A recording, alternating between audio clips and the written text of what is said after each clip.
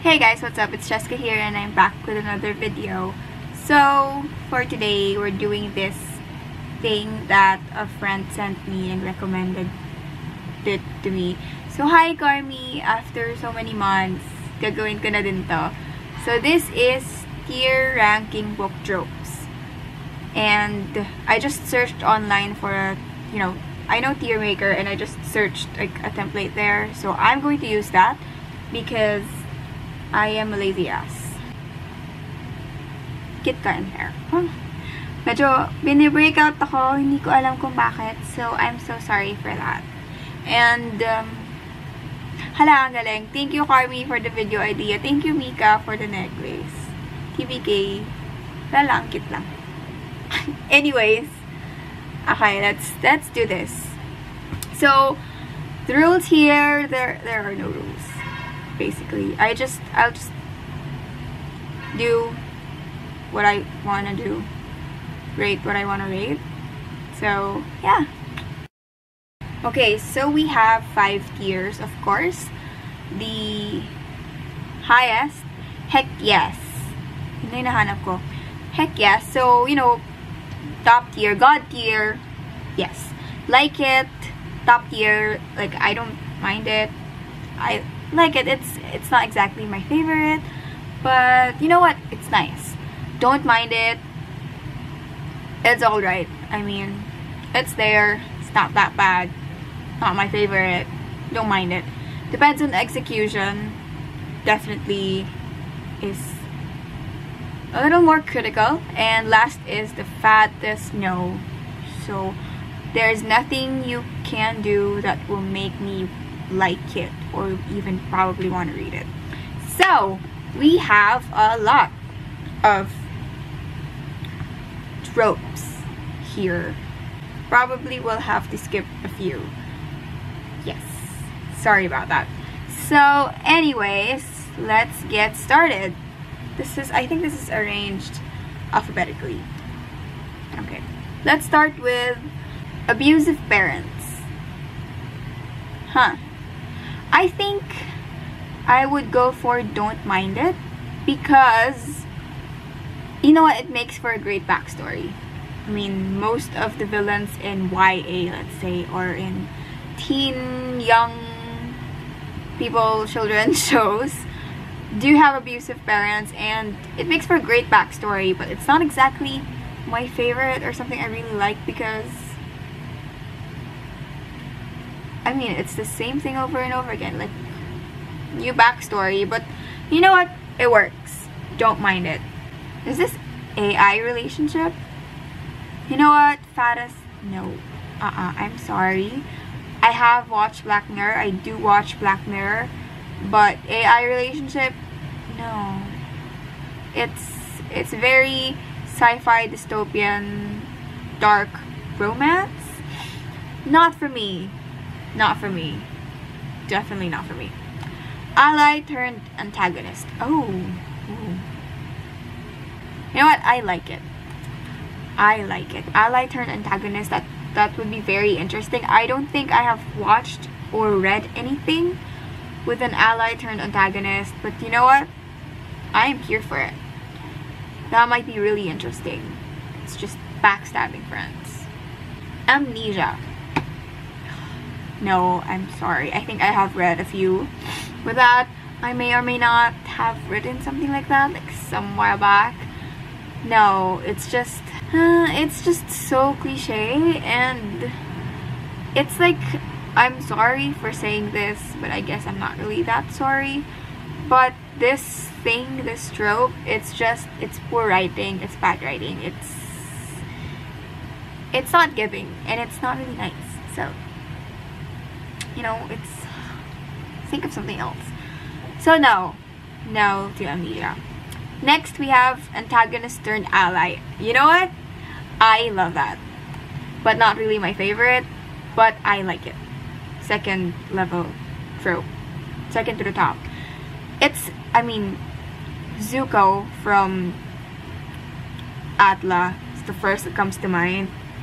Recent, most likely. I mean, most of our morally gray characters that we love are antagonists turned allies. So I like that. That's nice, and I think it appeals to the hopeless romantics in all of us. It's the I can fix him thing. Do not apply that in real life. No.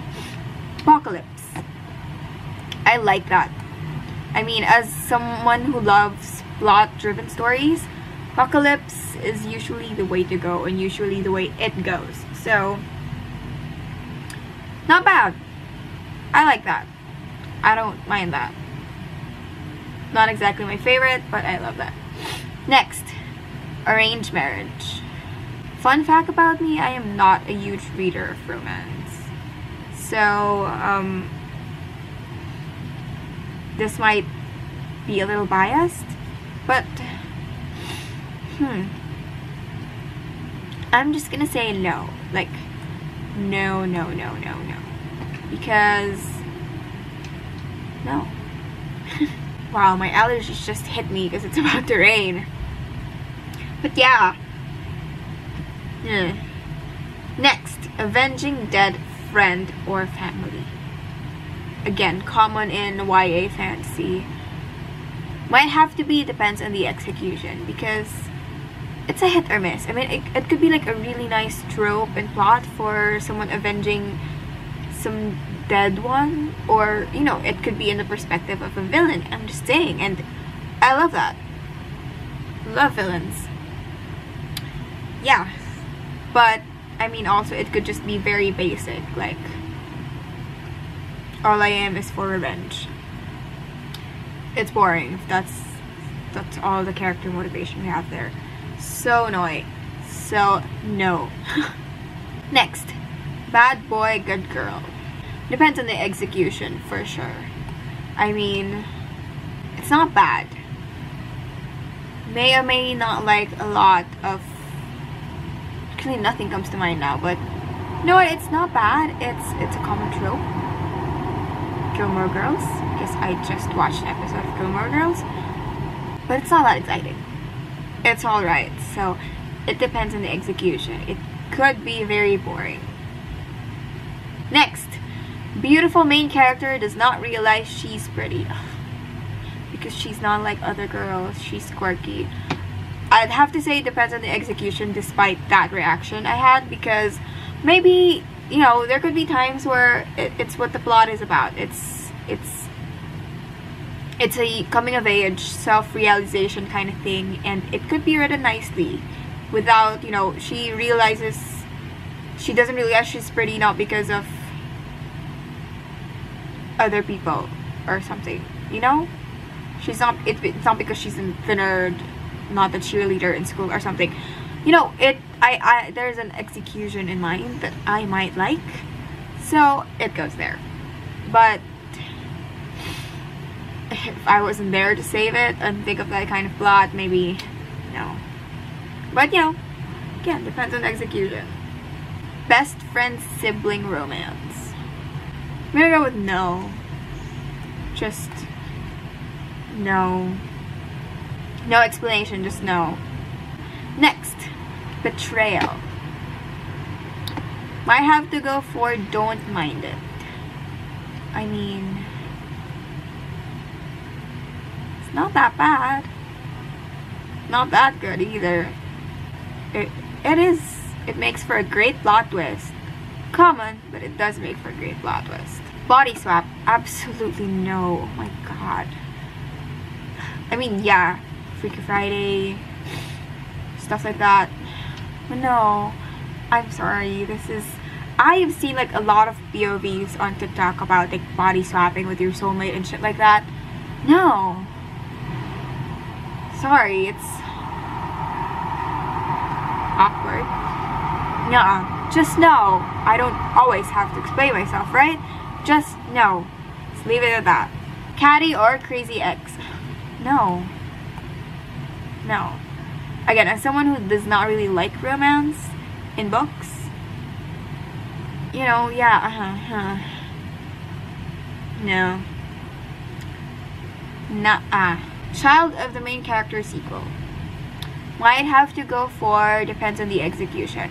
could be good, it could be bad, and sometimes it could just be the writer milking the readers out, milking the plot out until there's nothing more to do with it. But you know, capitalism. But could be good. I have hopes for it. It's really raining out there. Next, The Chosen One. I personally have read a lot of Chosen One stuff, especially because I am a huge reader of fantasy, and every fantasy out there has a Chosen One. But you know what? I don't mind it. I don't mind it. I mean, I get it. Magic and all that. There's gotta be a chosen one. There's gotta be like one special person. But just stop. I don't mind it. Next, coming of age. I might have to go to like it. Coming of age, I'm an adult now, so I'm not exactly in the coming of age genre, but I do love coming of age stories, and I think it also just adds a little bit of spice to the plot instead of just, you know, the apocalypse and the chosen one. There's also that aspect of the coming of age, so it's a nice joke. I do enjoy it. Controlling dystopian government. This might have to be tough because one of my favorite classics is 1984 by George Orwell, which we all know what that's about. And I mean, I get it, most dystopians have that controlling government overall figure. I mean, it's everywhere. I think it's exactly what dystopia is. But I mean, I love 1984. It's very close to my heart. I think I'd go safe and say I don't mind it. Next, The Damsel in Distress. Depends on execution. Like, I'm for strong independent women, but that does not mean I don't really like damsel in distress. I mean, you can be strong, but you can be in distress and sometimes need saving. I mean, you know, but it could be very bad. Like, okay, example, I'm sorry, but one of my most hated Disney princesses is Snow White, and she goes very in the trope of damsel in distress. I mean, really, I'm so sorry to everyone whose favorite is Snow White, but to me, Snow White is nothing but a display. I'm talking about the original, not the original story, just at least the animated Disney version, because that's what I'm familiar with. I have not watched the Huntsman series, and nor read the original one, actually, but I do have it, I think. But yeah, I mean, she was pretty much useless. No personality. So bland and so thin, with no depth. And that's just how it usually goes for damsels in distress. So it really depends on the execution for me, for sure. Next, dark-haired hot male villain. Look, I love this. I love this. Problem is, it's annoying. I don't mind it. I'm gonna go for that. I don't mind it. Dark, mysterious, brooding love interest. You know what? Fattest no. I mean, I almost put it on depends on the execution, because sometimes it does make for a very interesting plot, you know, like a spicy, steamy enemies to lovers kind of thing. But if dark, mysterious, brooding, look at it. If you actually knew someone in real life like that, you wouldn't end up liking them. And if you do, honey, that's a red flag. Just, yeah, I mean, just, it's annoying. Okay, dead parents. You know what? Dead parents depends on execution. I mean, it's alright, but why is every main character an orphan? You know, it depends. It's alright. Enemies to lovers. Oh, enemies to lovers. I am a sucker for enemies to lovers. The thing is, sometimes it's just not written well. So you'd think I'd put it on depends on execution, but not really. No. Not really. It's not that. You know what? fine, depends on execution. I mean, I am a sucker for enemies to lovers, but I have read a couple enemies to lovers that are just bad. Let me tell you. Bad. So I really thought it would be higher up on my list, but it's not. So still, enemies to lovers. Great. Fairy tale retellings. Oh my god. Finally, we're putting something on the top. Heck yes. I love fairy tale retellings. Like, I don't care if it's a retelling that's darker or not, or more focused on romance. I am a sucker for fairy tale retellings. I am on a mission to not only complete like the original stories of those famous Disney and Barbie retellings, but I am also on a mission to complete and have almost every Beauty and the Beast retelling out there, because, you know, I love Belle. And Beauty and the Beast is the first original story that I own. And I want to read all of those retellings because I just love that. And really, I would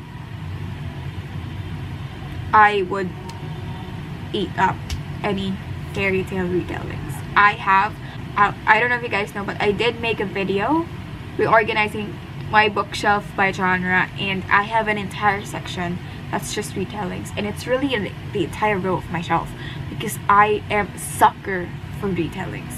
Heck yes! That was a really long explanation.